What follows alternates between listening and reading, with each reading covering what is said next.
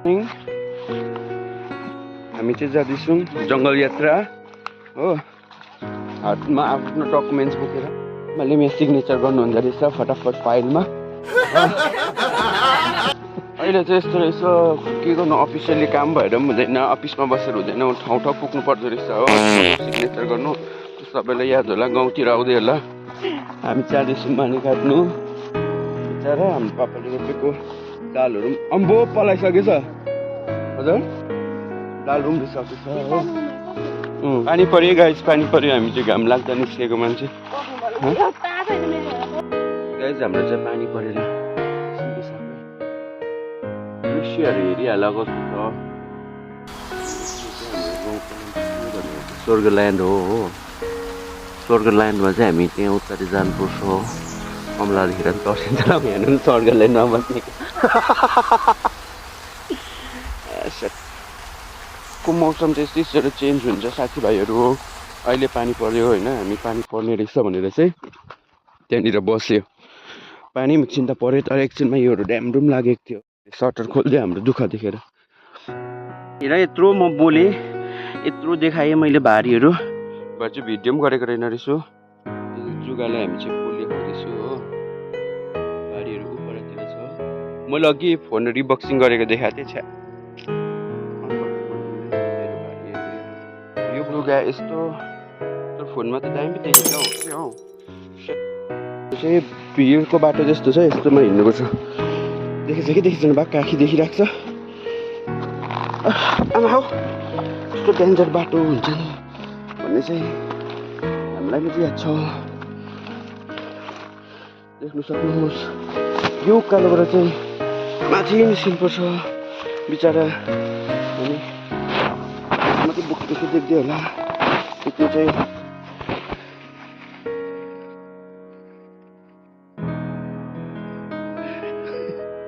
नेचरको लागि हामी यहाँसम्म आयौँ। यो पहाड चढेर जानुपर्छ। हामी चाहिँ यहाँ आउँदा चाहिँ घाम पनि लाग्यो गाइसहरू। के गर्नु यस्तो भिज अम्बो जुगा त झ्याउ ल बाई बाई गाइस। झन्डै पल्ट्यो भने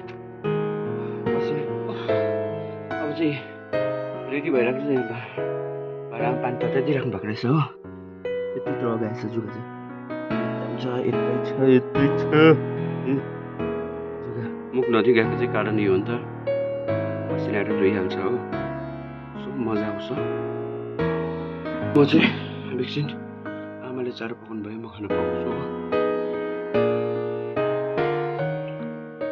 म चाहिँ जुको भिडियो ड्रागन फ्रुट फलेको हामीले टिपेको चाहिँ लगाएको छु। कृपया गएर भिजिट गर्नुहोस् होला, म त जानेको छु हो। त्यही हो अहिले भेटौँ। त्यो चाहिँ हामीले लिएको निङ्ग्रो हो।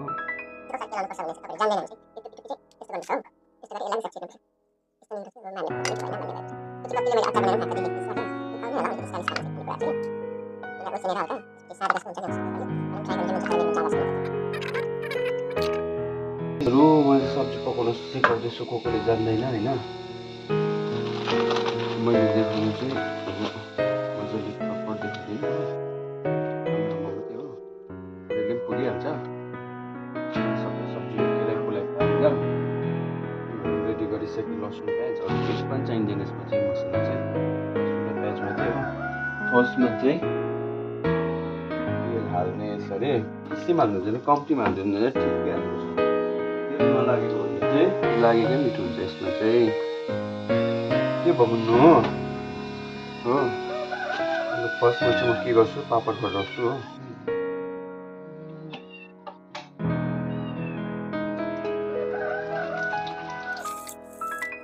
ल अब मैले पापड रेडी गरेँ होइन।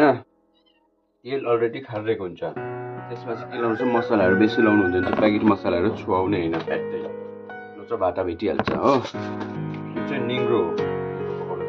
बस मसला अलिकति पड्काउने, बाला मसला अलिकति पड्किसकेपछि प्याज र लसुन त्यसरी हालिदिने। डल्लै होइन, लसुन चाहिँ अलिकति हाल्ने, आधी एकछिनमा हाल्ने हो। त्यसपछि हल्दी हाल्ने, अलिकति हल्दी हाल्ने। हल्दी हालेर यसरी चलाउनु। प्याज रातो रातो भएपछि धुइधाइ गरेको मुन्टा हालेर अलिक चलाउने। त्यसपछि नुन हाल्ने। मैले लोभ त लाग्दैन होइन, नुन एक प्याकेटै हालिदिनु जस्तो चाहिँ लाग्छ। लोभ त लाग्दैन, तर ठिकै लाउँछु। तपाईँहरूलाई लोभ लाग्दैन भने चाहिँ धेरै लाउँदा हुन्छ नुन। एक बट्टै दुई बट्टै लाउँदा पनि हुन्छ। पाक्दै गएपछि बिचमा खोर्सानी कति खानुहुन्छ खोर्सानी काटेर लाउँदा पनि भयो, पिनेर लाउँदा पनि भयो। त्यति नै, पानी चाहिँ लाउनु हुँदैन यसमा चाहिँ फ्याट्टै हो। यो भन्दा हेर्दै लाइक कमेन्ट सेयर नगरे पनि सब्सक्राइब गरिदिनुहोस् होला। लाइक गरिदिनुहोस् न एउटा। के कस्तो लाग्छ कमेन्ट पनि गर्नु नबिर्सिदिनु होला। हाम्रो सब्जी रेडी भयो। आमामा बस्छ।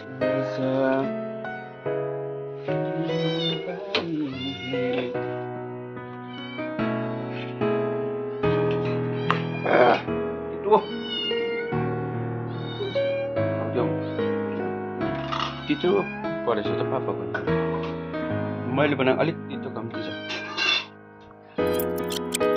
आमा चट्नु नि मामदेको म्याउ देखो ल।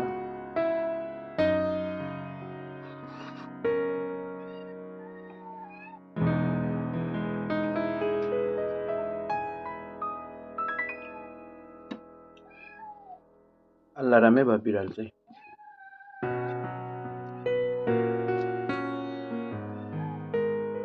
पापाले पकाउनु भएको सब्जी चर्को थियो नि।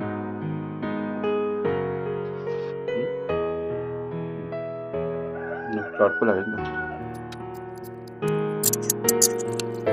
गाइज बाई बाई, खाना पनि खायो। दिउँसोको ड्युटीतिर लाग्यो यो बोकेर। भन्नुपर्दा चाहिँ अझ झिक्नु गएको हो। किन अड्किँदै बोलेको भने चाहिँ मैले छुट्टी खाइरहेको छु नि। 11:30 भयो। खाना खाएर लागेको duty. By by. Please share subscribe गर्नु नबिर्सिनु होला। हेर्नुहोस् यो कोले चिन्छ यस्तो खालको हल्दी चाहिँ कोसँग पाउँछ। रोपेको छु म काँक्राबारी। काँक्रा कतिर फरक छ, फरक छ। ल बाई।